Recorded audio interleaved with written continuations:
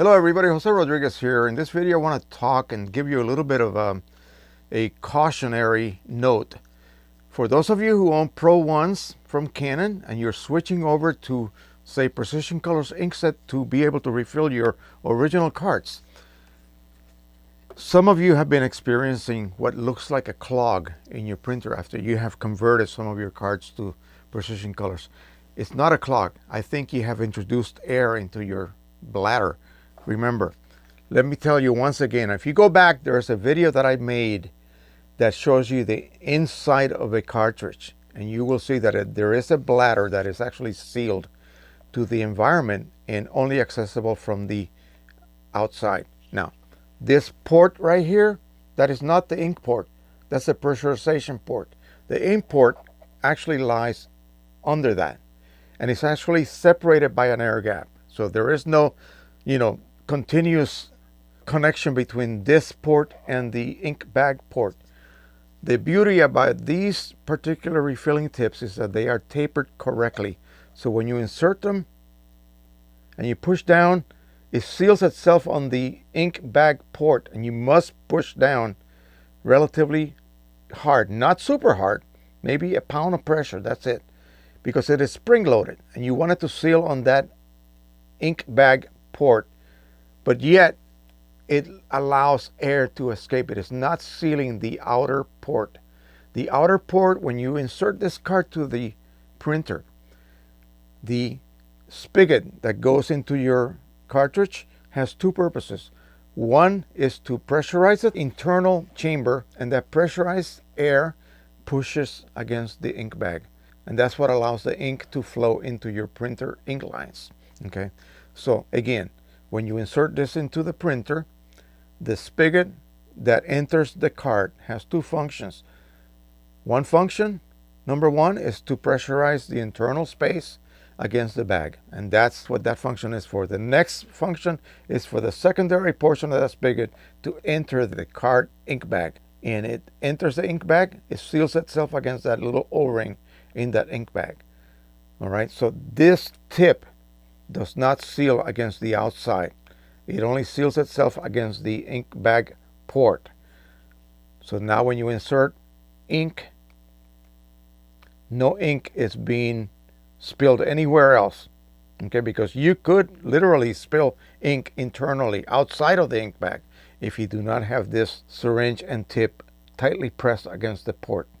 Now, what you need to do before you begin, and I don't have a 60 ml syringe here with me, is to pull every bit of ink that's in that card. As you can see, I am applying back pressure, and you can see the plunger is going back down. That means that that is basically as empty as I could get that bag. Okay, so I'm going to do that again. You can see a little bubble of ink coming out. You might be able to see that. All right, so at this point, I would take this out and I would preload it with 40 ml of ink, and then I would proceed to inject the ink in place. Now, when I am done loading the 40 ml, I'm going to weigh it. I need it to be 84 grams. I'm going to tap it. It could be 85 grams. It doesn't really matter.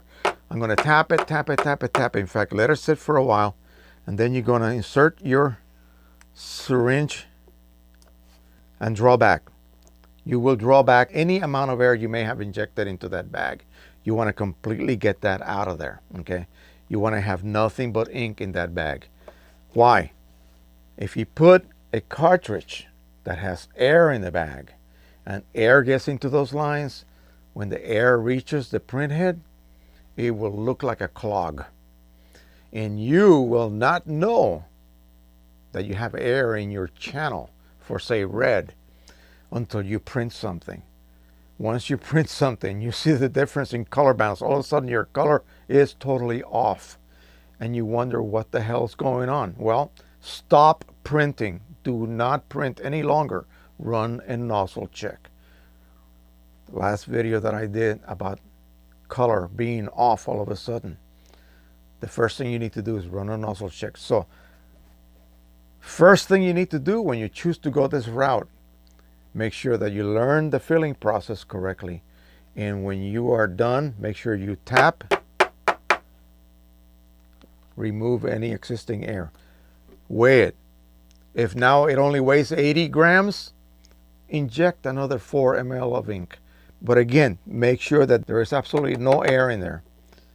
That way you do not introduce air into your ink lines, which is the death of that color print head on that printer. So you do not want to do that. So I don't want to scare you guys, but if you're just careful when you do the process, you shouldn't have any problem at all. That's why I recommend 2 sets. One set is running in the printer, and then you can take all the time in the world to properly fill your carts. You're doing this blindly. You cannot see what's going on inside. You are relying on feel and you're relying on weight, okay? So that is it. If it looks, after you have refilled a cart, like you have all of a sudden a change of color balance, check that. Check the nozzle check immediately. If you have a bad nozzle check, then you have already introduced air into your print head.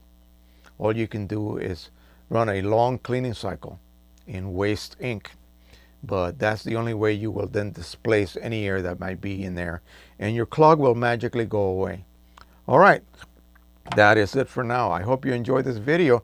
It's just a clarification for those of you who are contemplating or you have already migrated over to using a third-party ink choice, but using your original OEM PGI 29 cartridges. And so far I have done this probably 3 times complete changeover and have not had a single problem. So what can I say? I'm trying to teach you guys how to do this, do it properly. It takes a little bit of practice, but once you get it, once you grasp what you need to achieve, it's as easy as pie. So, and besides, you'll cut your printing costs tremendously. All right, thank you once again. Don't forget to subscribe, like, and share. Until the next time, happy printing, everybody. Bye-bye.